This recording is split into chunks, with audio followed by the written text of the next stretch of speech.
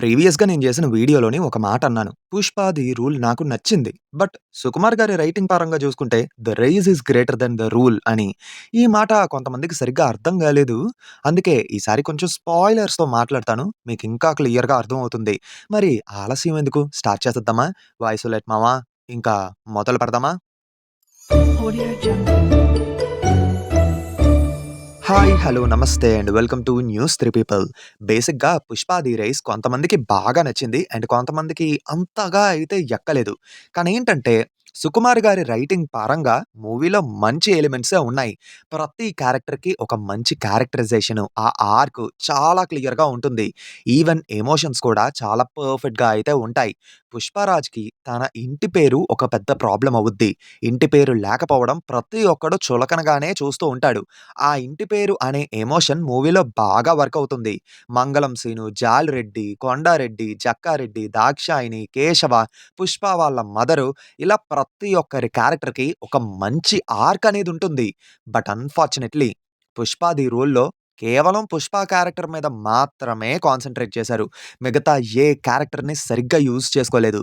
'Pushpa 1లో' hype ఇచ్చి introduce చేసిన 'షికావత్' క్యారెక్టర్‌తో సహా యాక్చువల్లీ ఫస్ట్ హాఫ్ వరకు 'షికావత్' క్యారెక్టర్ పర్లేదు బాగానే ఉంది అన్నట్టుగానే ఉంటది. కానీ సెకండ్ హాఫ్‌లో మాత్రం చందనం సరుకంతా తగలబెట్టి ఫైర్ యాక్సిడెంట్ క్రియేట్ చేసి అందులో పోయాడు అన్నట్టుగా చూపిస్తారు కదా! అక్కడితో అర్ధాంతరంగా ఆ క్యారెక్టర్‌ని ఆపేసారనిపించింది. ఆఫ్‌కోర్స్ చచ్చిపోడులెండి. క్లైమాక్స్‌లో తలపాగ పెట్టుకొని ఫేస్ చూపించకుండా ఒక క్యారెక్టర్‌ని చూపించారు కదా! అతను ఖచ్చితంగా 'షికావతే' అవుతాడు. కొంతమంది 'విజయ్ దేవరకొండ' అని అంటున్నారు గానీ అయ్యే ఛాన్స్ లేదు. ఎందుకంటే సడెన్‌గా మళ్ళీ ఇంకో కొత్త క్యారెక్టర్‌ని ఇంట్రొడ్యూస్ చేసి వాడికి బ్యాక్ స్టోరీ చెప్పి ఇదంతా చెప్పాలంటే కష్టమైపోద్ది. సో, ఉన్న క్యారెక్టర్‌ని ఇంకొంచెం పవర్‌ఫుల్‌గా చేసి చూపిస్తారంతే. ఇంకా 'జాలిరెడ్డి.' క్లైమాక్స్‌లో ఎంట్రీ ఇచ్చినంత వరకు ఈ క్యారెక్టర్ ఒకటి ఉన్నాది కదా! అన్న విషయాన్నే మర్చిపోయాను. ఆ క్యారెక్టర్‌ని వేస్ట్ చేసి పడేశారు. 'జక్కారెడ్డికి' ఏదైనా మంచి సీన్ పడుద్దేమో అనుకున్నాను. బట్ అన్‌ఫార్చునేట్‌లీ తన క్యారెక్టర్‌ని గూడా సరిగ్గా యూజ్ చేసుకోలేదు. మంగళం సీను, దాక్షాయిని రోల్స్‌ని గూడా అట్ట యూజ్ చేసుకున్నారంతే. ఇంకా నిజం చెప్పాలంటే మన మినిస్టర్ గారి రోల్ ఉంది గదా! 'రావు రమేష్' గారు చేసింది. ఆ రోల్‌ని కొంచెం బెటర్‌గా యూజ్ చేసుకున్నారనిపించింది. పార్ట్ 1లో 'పుష్పకి' క్లోజ్ ఫ్రెండ్‌గా చూపించిన 'కేశవాని' కూడా ఈ సినిమాలో పెద్దగా యూజ్ చేసుకోలేదనే అనిపించింది.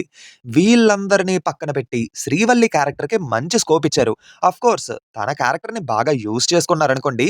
కానీ పార్ట్ 1లో కీ రోల్స్ కింద ఇంట్రొడ్యూస్ చేసిన వాళ్ళని పక్కన పెట్టేయడం బాగా డిసప్పాయింటింగ్‌గా అయితే అనిపించింది.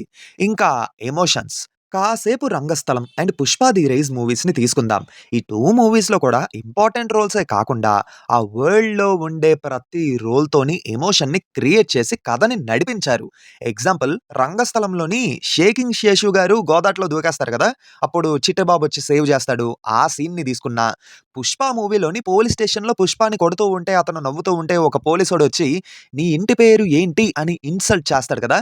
ఆ సీన్‌ని కూడా తీసుకుందాం. ఈ 2 సీన్స్‌లో కూడా ఆ పర్టిక్యులర్ రోల్స్ అనేవి చాలా చిన్న రోల్స్. మరీ అంత ఇంపార్టెన్స్ అయితే ఉండదు.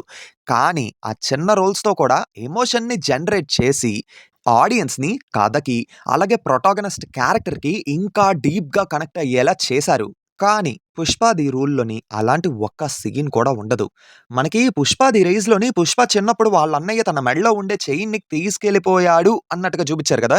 'పుష్ప ది రూల్' క్లైమాక్స్‌లో వాళ్ళ అన్నయ్యే వచ్చి పుష్ప మెడలో ఆ చైన్ వేస్తే అక్కడ ఎమోషన్ ఇంకెంత బావుండేదో ఒక్కసారి ఊహించుకోండి. ఆడియన్స్ కళ్ళల్లో ఖచ్చితంగా నీళ్లు తిరిగుండేవి. కానీ ఏం చేస్తాం చెప్పండి? అలాంటి సీన్ అయితే మూవీలో లేదు. బట్ ఆ సీన్‌ని షూట్ చేశారట. అంటే 'పుష్ప' వాళ్ళ అన్నయ్య కూతురు క్యారెక్టర్ చేశారు కదా! పావని గారు. ఆవిడ చెప్పారన్నమాట ఒక ఇంటర్వ్యూలోని షూట్ చేశారని. మరది ఎంతవరకు నిజమో ఏమో మనకు తెలీదు. షూట్ చేశారట. మేబీ రన్ టైమ్ ఎక్కువ అవ్వడం వల్ల లేపేసారేమో అనుకుంటున్నా. ఇంకా ఇంట్రడక్షన్ సీన్. ఆ సీన్ ఎందుకొచ్చిందో, ఎప్పుడు రావాల్సిందో అనే క్లారిటీ అయితే మూవీలో ఇవ్వలేదు. ఇదెందుకు చెప్తున్నానంటే పార్ట్ 1ని తీసుకుందాం. ఆ మూవీలో ఇంట్రడక్షన్ సీను ఇంటర్వెల్‌కి ముందొచ్చే సీన్‌కి జస్టిఫికేషన్ అన్నట్టుగా చూపిచ్చారు. కానీ ఈ మూవీలోని ఇంట్రడక్షన్ సీను అసలు ఎందుకు, ఎప్పుడు వస్తుందో అనే జస్టిఫికేషన్ కూడా ఇవ్వలేదు. పార్ట్ 3లో చూపిస్తారేమో మామ అప్పుడు మనకింకా క్లియర్‌గా తెలుసుద్ది అనంటారా? అస్సలు బాగోదే! ఇంకా ఇంకొక పాయింట్ ఏంటంటే ట్రైలర్‌లోని చాలా షాట్స్ పెట్టారన్నమాట. అందులోని మాక్సిమం ఆఫ్ ద షాట్స్ మూవీలో లేవు. లేవు. ఆ షార్ట్స్ చూసిన తర్వాత మనోడు జపాన్‌కెళ్తాడు. ఏదో పెద్దగానే ప్లాన్ చేస్తున్నాడు. అది, ఇది అని చెప్పి ఎక్స్‌పెక్ట్ చేశారు. తీరా చూస్తే ఆ షార్ట్స్ ఏవి సినిమాలో లేవు. మరి 15 మినిట్స్ ఫుటేజ్‌ని జాన్యువరి 1 నుంచి యాడ్ చేస్తారు అని అంటున్నారు. చూద్దాం ఈ డిలేటెడ్ సీన్స్ ఏమైనా అప్పుడు యాడ్ చేస్తారేమో అని. ఇలాంటి కొన్ని కీ ఎలిమెంట్స్ వల్ల సుకుమార్ గారి రైటింగ్ ఈ మూవీలో వీక్‌గా అనిపించింది.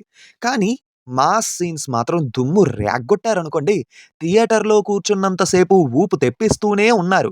జాతర ఎపిసోడు అండ్ క్లైమాక్స్ ఫైట్ అయితే పూనకాలే.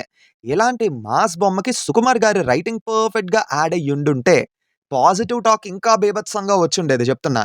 అలా లేకపోవడం వల్లే 'పుష్ప ది రూల్' నచ్చినా సరే, సుకుమార్ గారి రైటింగ్ విషయంలో మాత్రం కొంచెం డిసప్పాయింట్ అయ్యాను. మరి మీకు అలానే అనిపిచ్చిందా? కింద కామెంట్స్‌లో చెప్పండి. సో, ఇంతవరకు ఈ వీడియో చూసారంటే ఎంతో కొంత నచ్చిందని అనుకుంటున్నా.